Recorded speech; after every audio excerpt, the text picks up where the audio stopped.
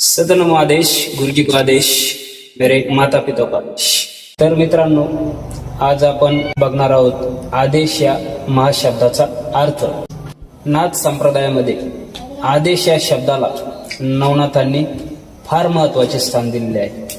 या आदेश या शब्दातील प्रमुख अर्थ असा आहे की आत्मा, जीवात्मा आणि परमात्मा या तिघांची एकता म्हणजेच आदेश। आ म्हणजे आत्मा, दे म्हणजे देव जीवात्मा आणि श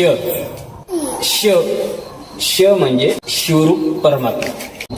आणि या तिन्ही शक्ती ज्यात आहे। आदेश हा शब्दच असा आहे की तो विशिष्ट आवाजात जर उच्चारला तर अंगावर काटे उभे राहतात। या आदेशात संपूर्ण ब्रह्मांड सामावलेलं आहे।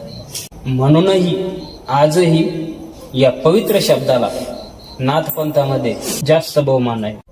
ओम नमो आदेश। अलख निरंजन।